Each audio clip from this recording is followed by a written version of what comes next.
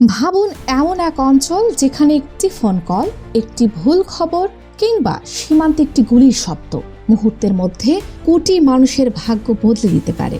দুই দেশ, দুই জাতীয় পতাকা, দুই ভিন্ন ইতিহাস, কিন্তু একটি অভিন্ন ভয়, যুদ্ধ।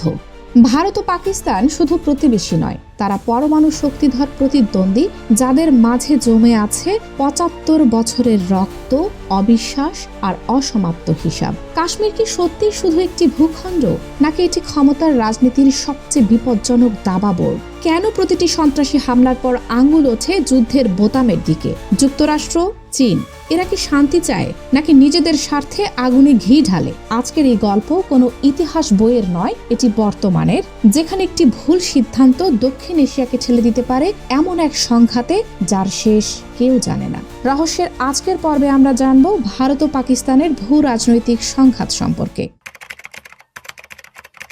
ভূ রাজনৈতিক সংঘাতে ভারত ও পাকিস্তান দক্ষিণ এশিয়ার রাজনীতিতে এক দীর্ঘস্থায়ী ও জটিল অধ্যায়ের নাম, যেখানে ইতিহাস, ধর্ম, জাতীয়তাবাদ, সামরিক শক্তি ও বৈশ্বিক রাজনীতির স্বার্থ একে অপরের সঙ্গে গভীরভাবে জড়িয়ে আছে। ১৯৪৭ সালে ব্রিটিশ শাসনের অবসানের পর উপমহাদেশ বিভক্ত হওয়ার মধ্য দিয়েই এই দুই রাষ্ট্রের সংঘাতের বীজ রোপিত হয়, যার কেন্দ্রবিন্দুতে ছিল কাশ্মীর প্রশ্ন।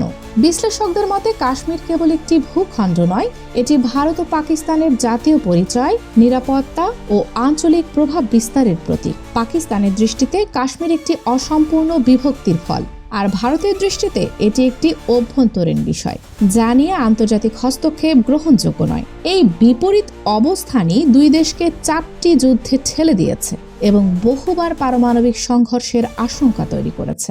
আন্তর্জাতিক সম্পর্ক বিশ্লেষক স্টিফেন কোহেন মনে করেন, ভারত পাকিস্তান সংঘাতের সবচেয়ে বিপজ্জনক দিক হল পারমাণবিক অস্ত্রের উপস্থিতি, কারণ এখানে ভুল বোঝাবুঝি বা সীমান্তে ছোট কোনো সংঘর্ষ বড় যুদ্ধের রূপ নিতে পারে। ১৯৯৮ সালে উভয় দেশের পারমাণবিক পরীক্ষা দক্ষিণ এশিয়াকে একটি নতুন বাস্তবতায় নিয়ে আসে, যেখানে সামরিক শক্তির ভারসাম্য বজায় থাকলেও উত্তেজনার মাত্রা বহু গুণ বেড়ে যায়। অনেক নিরাপত্তা বিশ্লেষকের মতে পারমাণবিক অস্ত্র একদিকে বড় যুদ্ধ ঠেকিয়েছে, অন্যদিকে সীমিত সংঘর্ষ ও প্রক্সি যুদ্ধকে উৎসাহিত করেছে।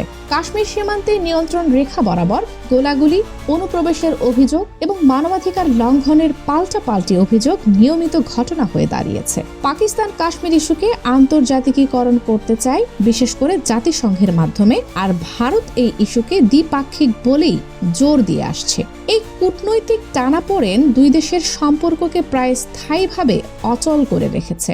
বিশ্লেষক ক্রিস্টিন ফেয়ার বলেন, পাকিস্তানের নিরাপত্তা নীতিতে ভারত বিরোধিতা একটি কাঠামোগত উপাদান, কারণ দেশটির সামরিক বাহিনী নিজেদের বৈধতা ও প্রভাব বজায় রাখতে ভারতকে প্রধান হুমকি হিসেবে তুলে ধরে। অন্যদিকে ভারতের বিশ্লেষকরা বলেন, পাকিস্তান রাষ্ট্রীয় নীতির অংশ হিসেবেই সশস্ত্র গোষ্ঠীগুলোকে ব্যবহার করে ভারতের অভ্যন্তরীণ নিরাপত্তা দুর্বল করতে চায়।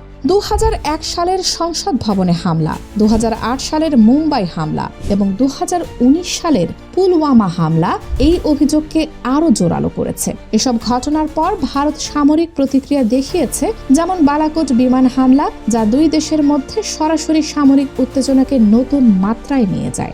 অনেক সামরিক বিশ্লেষকের মতে এই ঘটনাগুলো প্রমাণ করে যে ভারত এখন আগের চেয়ে বেশি আক্রমণাত্মক কৌশল গ্রহণে প্রস্তুত, বিশেষ করে সীমিত পরিসরে হলেও।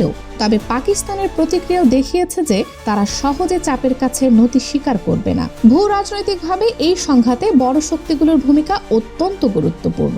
যুক্তরাষ্ট্র দীর্ঘদিন ধরে ভারত ও পাকিস্তানের মধ্যে ভারসাম্য রক্ষার চেষ্টা করলেও সাম্প্রতিক বছরগুলোতে ভারতের সঙ্গে কৌশলগত সম্পর্ক গভীর করেছে, বিশেষ করে চীনকে মোকাবেলার ক্ষেত্রে। বিশ্লেষকরা বলেন, কোয়াড জোটে ভারতের ভূমিকা এবং ইন্দো প্যাসিফিক কৌশলে তার গুরুত্ব পাকিস্তানের জন্য উদ্বেগের কারণ। পাকিস্তান অন্যদিকে চীনের সঙ্গে সম্পর্ক আরও ঘনিষ্ঠ করেছে, যার সবচেয়ে বড় উদাহরণ চীন পাকিস্তান অর্থনৈতিক করিডোর। ভারত এই প্রকল্পকে নিজেদের সার্বভৌমত্বের জন্য হুমকি মনে করে, কারণ এটি পাকিস্তান শাসিত কাশ্মীর দিয়ে অতিক্রম করেছে। এই ত্রিমুখী সম্পর্ক দক্ষিণ এশিয়ার সংঘাতকে কেবল দ্বিপাক্ষিক নয়, বরং বৈশ্বিক ভূ রাজনীতির অংশ করে তুলেছে। বিশ্লেষক ব্রুস রিডেল বলেন, ভারত পাকিস্তান সংঘাতকে বোঝার জন্য চীনের ভূমিকা উপেক্ষা করা যাবে না, কারণ চীন একদিকে পাকিস্তানের কৌশলগত মিত্র, অন্যদিকে ভারতের প্রধান প্রতিদ্বন্দ্বী। অভ্যন্তরীণ রাজনীতিও এই সংঘাতকে উস্কে দেয়। ভারতের জাতীয়তাবাদী রাজনীতি এবং পাকিস্তানের সামরিক বাহিনীর প্রভাব উভয় উভয় দেশেই কঠোর অবস্থানকে জনপ্রিয় করে তোলে। নির্বাচনের সময় সীমান্ত উত্তেজনা বা শক্ত বক্তব্য জনসমর্থন বাড়াতে ব্যবহৃত হয় বলে অনেক রাজনৈতিক বিশ্লেষকের মত। তবে এর মূল্য দিতে হয় সাধারণ মানুষকে, বিশেষ করে সীমান্ত অঞ্চলের বাসিন্দাদের।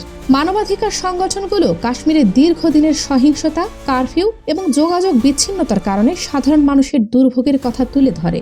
অর্থনৈতিক দৃষ্টিকোণ থেকেও এই সংঘাত দুই দেশের জন্য ক্ষতিকর। দক্ষিণ এশিয়ার আঞ্চলিক বাণিজ্য সম্ভাবনার তুলনায় ভারত পাকিস্তান বাণিজ্য অত্যন্ত সীমিত, যা বিশ্লেষকদের মতে রাজনৈতিক বৈরিতার সরাসরি ফল। যদি সম্পর্ক স্বাভাবিক হতো তাহলে শক্তি, পরিবহন ও বাজার সংযোগে উভয় দেশই লাভবান হতে পারত। শান্তিপন্থী বিশ্লেষকরা মনে করেন ট্র্যাক টু কূটনীতি, সাংস্কৃতিক বিনিময় এবং বাণিজ্যিক সম্পর্ক ধীরে ধীরে উত্তেজনা কমাতে পারে। তবে বাস্তববাদী বিশ্লেষকদের মতে কাশ্মীর প্রশ্নের সমাধান ছাড়া স্থায়ী শান্তি সম্ভব নয়। কেউ কেউ আবার বলেন পূর্ণ সমাধান না হলেও সংঘাত ব্যবস্থাপনা এবং আস্থাবর্ধক পদক্ষেপই এখন সবচেয়ে বাস্তবসম্মত। সামগ্রিকভাবে ভারত ও পাকিস্তানের ভূ রাজনৈতিক সংঘাত ইতিহাস, শক্তির রাজনীতি ও বৈশ্বিক স্বার্থের এক জটিল মিশ্রণ, যেখানে ভুল সিদ্ধান্তের মূল্য শুধু এই দুই দেশ নয়, পুরো অঞ্চলকেই দিতে হতে পারে। বিশ্লেষকদের বড় অংশের মত হলো সামরিক শক্তি নয়, কূটনৈতিক দূরদর্শিতা ও রাজনৈতিক সদিচ্ছাই পারে এই দীর্ঘ সংঘাতকে ধীরে ধীরে নিয়ন্ত্রণযোগ্য পর্যায়ে আনতে। যদিও সেই পথ সহজ নয় এবং তা সময় সাপেক্ষ। এই প্রেক্ষাপট থেকে সামনে তাকালে দেখা যায় ভারত ও পাকিস্তানের সংঘাত ভবিষ্যতেও শুধু সীমান্ত বা কাশ্মীরের মধ্যে সীমাবদ্ধ থাকবে না, বরং এটি প্রযুক্তি, অর্থনীতি, সাইবার নিরাপত্তা ও তথ্য যুদ্ধের মতো নতুন মাত্রায় প্রবেশ করছে। সামরিক বিশ্লেষকদের মতে আধুনিক যুদ্ধে শুধু ট্যাঙ্ক বা যুদ্ধ বিমান নয়, তথ্য নিয়ন্ত্রণ, সাইবার হামলা ও গণমাধ্যমের বয়ানও বড় অস্ত্র হিসেবে ব্যবহৃত হচ্ছে। ভারত ও পাকিস্তান উভয়ে এখন নিজেদের জনগণের সামনে শক্ত অবস্থান তুলে ধরতে সামাজিক যোগাযোগ মাধ্যম ও আন্তর্জাতিক মিডিয়াকে ব্যবহার করছে, যেখানে সত্যের পাশাপাশি অতিরঞ্জন ও প্রোপাগান্ডাও জায়গা পাচ্ছে। বিশ্লেষকরা বলেন এই তথ্যযুদ্ধ সংঘাতকে আরও বিপজ্জনক করে তোলে, কারণ এতে ভুল ধারণা ও আবেগ দ্রুত ছড়িয়ে পড়ে এবং নীতি নির্ধারকদের উপর চাপ তৈরি হয় কঠোর সিদ্ধান্ত নেওয়ার জন্য। আরেকটি গুরুত্বপূর্ণ দিক হলো পানি রাজনীতি।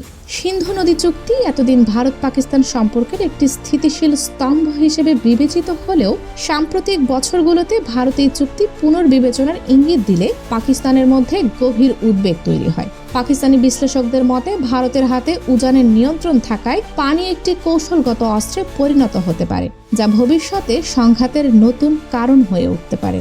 ভারতীয় বিশেষজ্ঞরা অবশ্য বলেন তারা চুক্তির মধ্যে নিজেদের অধিকার প্রয়োগ করতে চায় এবং এটিকে রাজনৈতিক চাপের হাতিয়ার বানানোর অভিযোগ অতিরঞ্জিত। তবে বাস্তবতা হলো জলবায়ু পরিবর্তনের কারণে নদীর পানি প্রবাহ কমে গেলে এই ইস্যু আরও সংবেদনশীল হয়ে উঠবে। অর্থনৈতিক শক্তির পার্থক্য সংঘাতের ভারসাম্যে প্রভাব ফেলছে। ভারতের অর্থনীতি পাকিস্তানের তুলনায় অনেক বড় এবং দ্রুত বিকাশমান, যা তাকে দীর্ঘমেয়াদে কৌশলগত সুবিধা দিচ্ছে। কিছু বিশ্লেষকদের মতে এই অর্থনৈতিক বৈষম্য পাকিস্তানকে আরও নিরাপত্তা কেন্দ্রিক ও প্রতিরক্ষামুখী করে তুলছে, কারণ তারা মনে করে সামরিক শক্তিই ভারতের সঙ্গে ভারসাম্য রক্ষার একমাত্র উপায়। অন্যদিকে ভারতের ভেতরে একটি মত রয়েছে যে শক্ত অবস্থান বজায় রাখলে পাকিস্তান শেষ পর্যন্ত আলোচনায় আসতে বাধ্য হবে। তবে শান্তিপন্থী চিন্তাবিদরা এই ধারণাকে ঝুঁকিপূর্ণ মনে করেন, কারণ এতে ভুল হিসাবের সম্ভাবনা বাড়ে। আন্তর্জাতিক সম্প্রদায়ের ভূমিকাও এখানে দ্ব্যর্থপূর্ণ। যুক্তরাষ্ট্র ও ইউরোপ একদিকে আঞ্চলিক স্থিতিশীলতা চায়, অন্যদিকে তারা ভারতের বাজার ও কৌশলগত গুরুত্বের কারণে তার সঙ্গে ঘনিষ্ঠ সম্পর্ক বজায় রাখতে আগ্রহী। পাকিস্তান মনে করে এই পক্ষপাতিত্ব তাকে কোণঠাসা করছে, ফলে তারা চীন ও কিছু মধ্যপ্রাচ্য দেশের দিকে আরও ঝুঁকছে। বিশ্লেষকদের মতে এই মেরুকরণ দক্ষিণ এশিয়াকে বৃহৎ শক্তির প্রতিযোগিতার একটি ময়দানে পরিণত করছে, যেখানে স্থানীয় সমস্যা বৈশ্বিক সংঘাতের রূপ নেওয়ার ঝুঁকি রাখে। জনগণের দৃষ্টিভঙ্গিও ধীরে ধীরে বদলাচ্ছে। সীমান্তের দুই পাশেই তরুণ প্রজন্ম যুদ্ধের ভয়াবহতা সম্পর্কে সচেতন হলেও জাতীয়তাবাদী আবেগ এখনো প্রবল।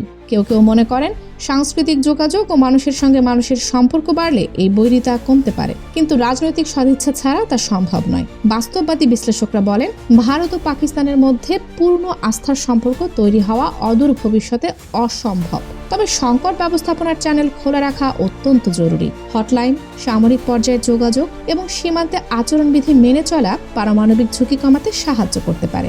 শেষ পর্যন্ত যুক্তি দাঁড়ায় এই জায়গায় যে ভারত পাকিস্তান সংঘাত কোনো একক ঘটনার ফল নয়, এটি একটি ধারাবাহিক প্রক্রিয়া যেখানে ইতিহাসের বোঝা, ক্ষমতার রাজনীতি ও পারস্পরিক অবিশ্বাস একে আরও জটিল করে তুলেছে। বিশ্লেষকদের বড় অংশের মত হলো, শক্তির প্রদর্শন হয়তো স্বল্পমেয়াদে রাজনৈতিক লাভ দিতে পারে, কিন্তু দীর্ঘমেয়াদে কেবল সংলাপ, অর্থনৈতিক সহযোগিতা ও আঞ্চলিক কাঠামোর মধ্যেই টেকসই সমাধানের সম্ভাবনা লুকিয়ে আছে। যদিও সেই পথ ধীর, কঠিন এবং রাজনৈতিক সাহসের পরীক্ষা নেয়। এই ধারাবাহিকতার শেষ ভাগে এসে স্পষ্ট হয় যে ভারত ও পাকিস্তানের ভূরাজনৈতিক সংঘাত এখন কেবল দুই রাষ্ট্রের পারস্পরিক বিরোধ নয়, বরং এটি দক্ষিণ এশিয়ার নিরাপত্তা কাঠামোর সবচেয়ে বড় অনিশ্চয়তার উৎস। কৌশলগত বিশ্লেষকদের মতে সবচেয়ে বড় ঝুঁকি লুকিয়ে আছে ভুল হিসাব ও আকস্মিক উত্তেজনায়। সীমান্তে কোনো বিচ্ছিন্ন ঘটনা, সন্ত্রাসী হামলা বা ভুল তথ্যের ভিত্তিতে নেওয়া সিদ্ধান্ত মুহূর্তের মধ্যেই বড় সামরিক সংঘর্ষের রূপ নিতে পারে, যেখানে পারমাণবিক অস্ত্রের ছায়া সবসময় বিদ্যমান। এই কারণেই অনেক আন্তর্জাতিক নিরাপত্তা বিশেষজ্ঞ জোর দিয়ে বলেন, আস্থাবর্ধক ব্যবস্থাগুলো কেবল কাগজে নয়, বাস্তব প্রয়োগে আনতে হবে। অস্ত্র নিয়ন্ত্রণ, সামরিক মহড়ার আগাম নোটিশ এবং সীমান্ত ব্যবস্থাপনায় স্বচ্ছতা সংঘাতের ঝুঁকি কমাতে কার্যকর ভূমিকা রাখতে পারে। আরেকটি গুরুত্বপূর্ণ দিক হলো আঞ্চলিক সংস্থাগুলোর দুর্বলতা।